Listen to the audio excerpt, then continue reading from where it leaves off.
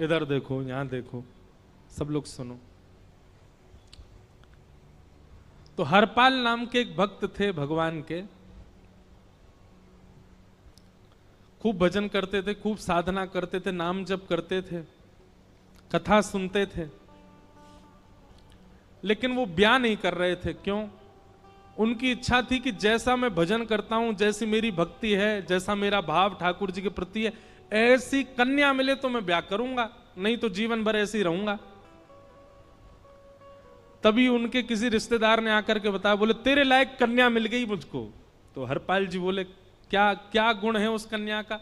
बोले उस कन्या ने शर्त रखी है, मैं उसी से ब्याह करूंगी जो रोज 1000 संतों को प्रसाद पवाता हो। हरपाल जी बोले, अब तो मुहूर्त भी नहीं निकलवाना, कल ही ब्याह करवा दो मेरा। ऐसी कन्या से तो मैं बिना मुहूर्त के ब्याह करूं। मुहूर्त उसके संग देखा जाता है जिसके संग यह संकोच हो या फिर यह दुविधा हो कि पता नहीं जीवन कैसा चलेगा। इससे तो मुझे भरोसा है बढ़िया जाएगा मेरा जीवन, इसी से ब्याह करा दो। कन्या ने शर्त रखी, हरपाल जी हम आपसे ब्याह तो कर रहे हैं पर हमारी शर्त मंजूर है ना, रोज 1000 संतों को प्रसाद पवाना पड़ेगा। बोला मैं निश्चित करूंगा, आप ब्याह कर लो। और ब्याह हो गया। हरपाल जी रोज 1000 महात्माओं को प्रसाद पवाते। अब देखो, अगर कोई संकल्प ले ले कि मैं 1000 महात्माओं को प्रसाद पवाऊंगा, अगर 100 महात्मा ज्यादा बढ़ जाएं, 200 महात्मा ज्यादा, उनको मना करेगा क्या? वो तो फिर अपराध बनेगा उससे। प्रसाद पवाने का संकल्प लिया तो जितने आए सबको बैठाने की जिम्मेवारी उसकी। ऐसी कथा में भी होता है, कथा में जितने लोग आए सबका स्वागत होना चाहिए, सबके लिए स्थान पर्याप्त होना चाहिए। कई जगह प्राइवेट कथा करा, हम तो मना कर देते, मत कराओ भैया, आपको अपराध लगेगा। क्यों? वैष्णव को पता चला कि कथा हो रही, वो सुनने आ गया, जगह नहीं मिली या फिर वो बैठ नहीं पाया, तो खाली रहे भले ही स्थान, पर फिर भी स्थान बड़ा रखो ताकि कोई भी आए तो कोई रहे ना कथा से, नहीं तो कथा कराने वाले को अपराध लगता है। वैष्णव बिना सुने चला गया। तो हरपाल जी ने नियम ले लिया, रोज 1000 महात्माओं को भोजन कराते। अब 1000 की जगह कभी कभी 1200 भी हो जाते, 1300 भी हो जाते, 1500 भी हो जाते। लेकिन हरपाल जी करते कुछ नहीं थे, कमाई का कोई जरिया नहीं था, केवल दादा परदादाओं की पुश्त से जो उनके पुश्तैनी धन था उसी को ही खर्च करते जा रहे थे। 1 साल तक बढ़िया चला, 1.5 साल बढ़िया चला, लेकिन 1.5 साल बाद धीरे धीरे धन खत्म होने लगा। जैसे ही धन खत्म होने लगा, हरपाल जी बड़ी चिंता में आ गए, क्या करें। पत्नी को नहीं बताते थे, क्यों? बोले इससे तो शर्त लगी, इसको क्यों बताऊं अपना दुख, इससे तो शर्त मेरी यही शर्त थी कि रोज 1000 संतों को भोजन कराना। तो हरपाल जी ने बाहर जाते और दुकानदारों के यहां से जाकर के कर्जा लेने लगे। वो पुराने संपन्न थे तो किसी ने कर्जा देने से मना भी नहीं किया, सब देने लगे, बोले ले जा। इतना कर्जा कर लिया, 6-7 महीने तक कर्जे में भी उनके संत सेवा बंद नहीं हुई। 6-7 महीने बाद मांगने वालों ने मांगना शुरू किया, बोले हमारा दो, हमारा दो, हमारा दो। किसी का नहीं दे पाए तो पूरे नगर में ये हो गया कि भैया हरपाल जी अब पहले जैसी स्थिति में नहीं है, कर्जा इनको देना बंद करो, ये देते ही नहीं है पैसा लौटा करके। सब बिगड़ने लगा, धन नष्ट हो गया, इज्जत चली गई, लेकिन उनकी संत सेवा नहीं रुकी, रोज संत सेवा करते। एक दिन मन में विचार करने लगे, अब क्या करूं, अब तो मुझे कोई कर्जा भी नहीं देता, गहने भी सारे बिक गए, धन भी सारा खत्म हो गया। तो हरपाल जी ने मन बनाया कि मैं चोरी करूंगा, और चोरी करके ठाकुर जी, आप लोग मत करना ऐसा, चोरी करूंगा। हरपाल जी चोरी करने जाने लगे, लेकिन हरपाल जी का नियम था कि वो किसी के धन की चोरी नहीं करते थे। संपन्न लोगों के घर में जाते थे और उनकी रसोई घर की सामग्री चुरा लाते थे, चीनी, दाल, आटा, चावल, मूंग, नमक, मिर्च, ताकि भंडारा हो जाए सवेरे। इस प्रकार महाराज चोरी होने लगी। एक घर की हुई, दो घर, अब तो हल्ला होने लगा। बोले कि घरों की सामान राशन चोरी हो जाता है।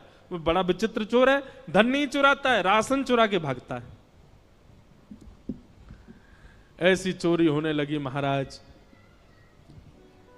अब तो लोगों ने अपने अपने घरों में पहरेदारी शुरू कर दी कि चोरी ना हो। तो हरपाल जी को और दिक्कत होने लगी, क्या करें, कैसे करें। धीरे धीरे हरपाल जी इस स्थिति में आ गए कि अब संपन्न लोगों के यहां उन लोगों को ढूंढते जो ना कभी संत सेवा करते ना वैष्णव सेवा करते, और उन लोगों के यहां जाकर के थोड़ा बहुत धन चुरा लेते, स्वर्ण चुरा लेते। करना कुछ नहीं, अपना घर नहीं बनाते थे, बसाते थे, संत सेवा करते थे।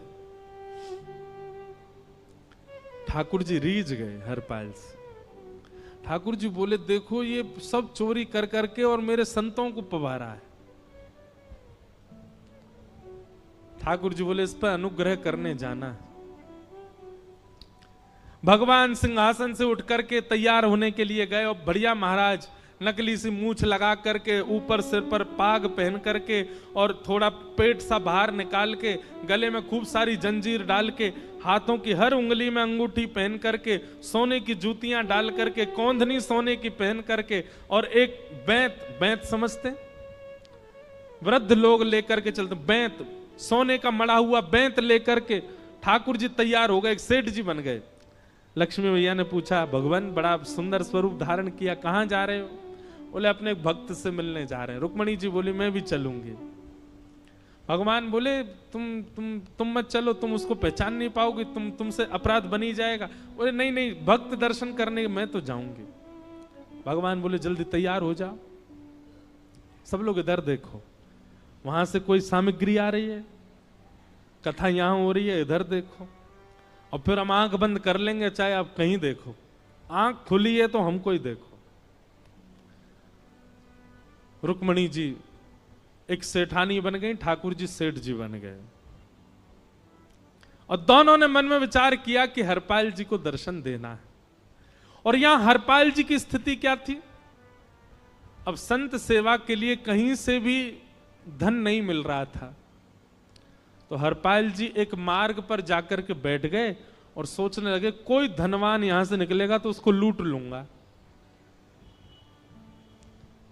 और लूट के भाग जाऊंगा, सारा धन संत सेवा में लगा दूंगा। तभी उस मार्ग पर कोई और तो आया नहीं, ठाकुर जी सेठ बन करके आ गए। और महाराज खूब सारे गहने पहन करके, पाग बढ़िया सोने की जड़ाऊ पाग पहन करके, ऐसे वस्त्र पहन करके, और छम छम करते चलते आ रहे हैं। उन गहने ही बज रहे हैं ठाकुर जी के।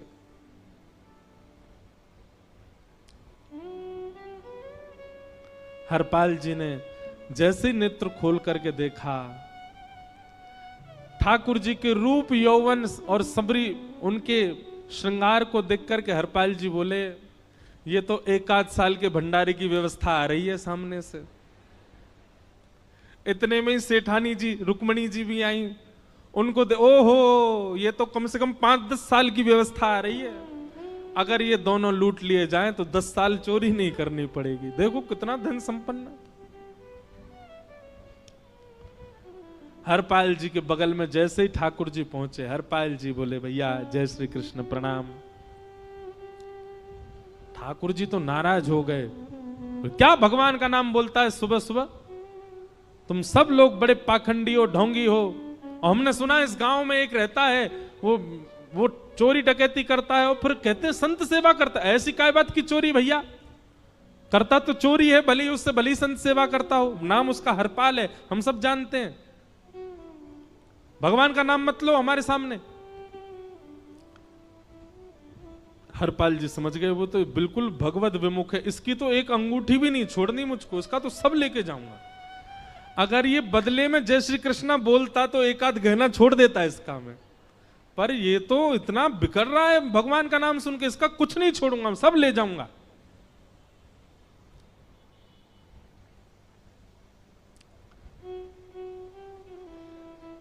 हरपाल जी बोले, हाँ भैया, एक रहता तो है डकैत इस गांव में, और उसका कोई पता नहीं है, वो कभी भी आ जाता है। लेकिन एक मार्ग जंगल में होकर के है, उसमें गांव में नहीं जाना पड़ता। जंगल से गुप्त चुप निकल करके पूरे गांव पार हो जाएंगे, आप शहर पहुंच जाओगे। उसका रास्ता मुझे ही पता है। सेठ जी बोले तो तुम हमको पार करवा दो। हरपाल जी बोले मैं पार तो करवा दूंगा, लेकिन भगवान मेरे घर कुछ मेहमान आए हैं, उनके भोजन आदि की व्यवस्था के लिए मैं तो बाजार आया था, मेरे पे धन नहीं है। आप यदि मुझको कुछ दे देंगे तो मैं घर पर व्यवस्था करके आऊंगा, तुरंत आपको लेकर के गांव पार करवा दूंगा। ठाकुर जी ने उसको कुछ सोने की मोहर दे दी, बोले लो तुम अपने घर की व्यवस्था कर आओ। हरपाल जी ने सामग्री खरीदी, घर पर पहले व्यवस्था करके आए। बोले आज की व्यवस्था हो जाए, क्योंकि आज तो 10 साल का सब चोरी करना समय लगेगा। पत्नी से कहा भोजन प्रसादी बनाओ, संतों को पवाओ। संत पूछेंगे मैं कहां है, तो कहना कि आप लोगों की 10 साल की व्यवस्था करने गए आज। हरपाल जी लौट करके आए और सेठ जी से कहा आइए आइए चल दीजिए मेरे साथ, और हमारे संगी चलना बिल्कुल। ठाकुर जी रुक्मणी जी चलने लगे। जैसे ही विहंगम जंगल में पहुंचे, भयंकर भयावह जंगल, बीच जंगल में जैसे ही पहुंचे, हरपाल ने पीछे मुड़ करके देखा, दोनों चले आ रहे हैं। तुरंत महाराज वो तो अपने रूप में आ गया, शेर की तरह गर्जना करने लगा, अपनी लाठी धर दी सामने और अपने सिर का स्वाफा निकाल करके सामने बिछा दिया। भगवान जो सेठ जी के रूप में आया, भगवान बोले भैया ये क्या कर रहे हो? बोले मैं ही हरपाल हूं। सारे सामग्री निकालो, डाल दो यहां पे, एक चीज भी मत छोड़ना, नहीं तो तुम जानते नहीं हो तुम्हारा क्या करूंगा। ठाकुर जी तो थर थर कांपने लगे। रुक्मणी जी बोली देखो कैसा नाटक कर रहे हैं। रावण के आगे नहीं डरे थे, कुंभकर्ण के आगे नहीं डरे, हिरण्यकश्यप के आगे नहीं डरे, और वो हरपाल के आगे ऐसे कांप रहे हैं। भगवान तो मन की सब समझ जाते हैं, कौन ही मारने, वो तुम भी कांपो क्यों? बोले भक्त है भैया, ये हमारो भक्त है। अनुब्रजाम में हम नित्यम पूये ये तन्य रेणु भी, इसने हमारे लिए सब गवा दिया, हमारे वैष्णव संतों के लिए सब लुटा दिया, इसके आगे भयभीत होने में कोई लज्जा नहीं। लक्ष्मी नारायण दोनों कांप रहे हैं और हरपाल कह रहा सब निकालो। ए सेठानी जी कान के कुंडल उतारो। कान कुंडल उतार दिए, नाक की नथनी उतार दी, सब उतार उतार के धर दिए, हाथों के सब कड़ूला आदि भी धर दिए। भगवान ने भी अपने सब उतार। बोले बैंत कहां लेके जा रहे, उसको भी धर दो। बोले अरे भैया बुढ़ापे की लाठी, हम गिर जाएंगे। बोले कुछ नहीं गिरोगे, धर दो इसको। जीवन में कभी राम ना, जय श्री कृष्ण बोलने पे चिल्ला रहे थे मुझ पे, रखो इसको यहां पे, सारा धर दिया। बोले बहुत बढ़िया हो गया, अब 10 साल की व्यवस्था हो गई।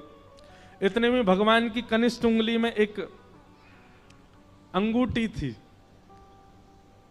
हरपाल बोला ये कहां बचा के ले जा रहे हो, उसको दो। बोले अरे भैया ये तो बहुत बचपन की हमारी अंगूठी है और ये आज तक हमारी निकली नहीं है और ये निकल ही नहीं पाएगी, इसको बाहर हम निकाल ही नहीं सकते, इसको तो रहने दो हमारे पास। बोले तुम क्या जानो, इस अंगूठी से कम 1 हफ्ता संत भोजन होगा और तुम पे तो दया करनी नहीं है। चिल्लाए थे मुझ पे जय श्री कृष्ण बोलने पर, निकालो इसको। भगवान खूब प्रयास करें, वो नहीं निकले तो हरपाल जी ने उंगली पकड़ी, बोले इसको काट देता हूं मैं, तुम्हारे पास उंगली रहने का कोई काम नहीं है, तुम उंगली से करते ही क्या हो। और महाराज जैसे ही उंगली पकड़ करके काटने का मन किया, वो काटने ही वाले थे, इतने में ही द्वारिकाधीश भगवान शंख चक्र गदा पद्म धारण करके प्रकट हो गए सामने। रुक्मणी जी महालक्ष्मी के रूप में प्रकट हो गई और दोनों ने अपने अंक में हरपाल को भर लिया। हरपाल जी समझ नहीं पा रहे ये क्या हुआ, दूर हटे। बोले नाथ, बोले हम साक्षात द्वारिकाधीश, ये साक्षात रुक्मणी तुम्हारी भक्ति से प्रसन्न होकर तुमको दर्शन देने आए हैं। हरपाल जी घुटने के बल बैठ गए, रोने लगे, सर रख दिया चरणों में, पटकने लगे। बोले नाथ,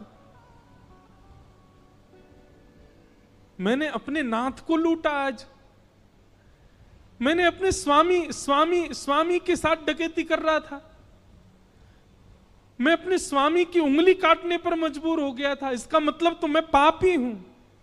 मेरा पाप इतना प्रचंड हो गया कि मैं आपके रूप को नहीं पहचान पाया। भगवान ने हृदय से लगा, नहीं हरिपाल, तुमने कभी अपने लिए प्रयोग थोड़ी किया। तुम्हारी पत्नी भूखे सो जाते हो, लेकिन संतों को भूखा नहीं जाने देते। ठीक है, उसके लिए भले ही तुमने वह गलत मार्ग अपनाया जो नहीं अपनाना चाहिए था, परंतु उसमें उद्देश्य कोई और तो नहीं था, मेरे जनों की सेवा ही तो थी, मेरे वैष्णवों की सेवा। और देखो हरपाल, एक मेरी बात सुनो, आज तुम्हारे मन में ग्लानि होती है कि तुमने दूसरों का धन हड़प करके और उससे संत भोजन कराया। वास्तव में इसका विधान शास्त्रों में यह बताया गया, जिसके धन से भोजन बना और संतों ने पाया, परोसा भले ही किसी ने भी हो, कार्यक्रम भले ही किसी ने भी कराया हो, पर धन जिसका लगता है पुण्य उसी को मिलता है। तुमने तो अपने गांव के, शहरों के उन लोग जो कभी संत सेवा नहीं करते थे, उनके धन चुरा चुरा करके उनको पुण्य बांटा है। तुमने कुछ गलत नहीं किया है।